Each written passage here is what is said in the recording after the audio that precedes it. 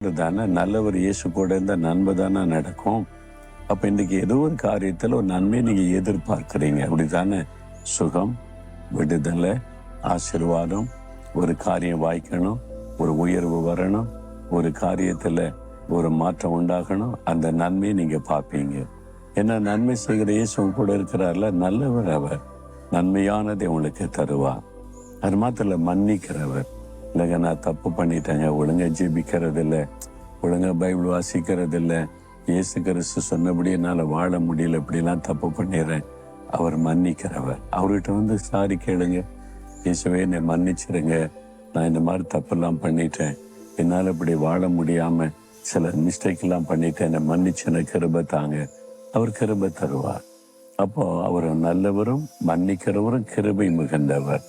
அந்த கிருபை தான் நம்மை பரிசுத்தமாய் பாதுகாக்கும். அந்த கிருபை தான் நம்மை சுகமாய் காத்து நடத்தும். அந்த கிருபை தான் தீமைக்கு விலைக்கு பாதுகாக்கும். அவர் கிருபை மிகுந்தவர். தகுதியற்ற நமக்கு அவருடைய அன்பு தான் கிருபையாய் சூழ்ந்து கொள்ளுகிறாரு. ஆனால் இன்றைக்கு சொல்லுங்க, ஆண்டவரே நீர் நல்லவர், இன்றைக்கு என் வாழ்க்கையில இந்த நன்மையான காரியத்தை நீங்க நடத்தணும், இந்த காரியத்துல ஒரு நன்மை நடக்கணும். ஒரு காரியத்தை எதிர்பார்க்குறீங்கல்ல, அதுல நன்மை நடக்கும். விசுவாசிங்க, இன்றைக்கு அந்த நன்மையை நீங்க பார்ப்பீங்க.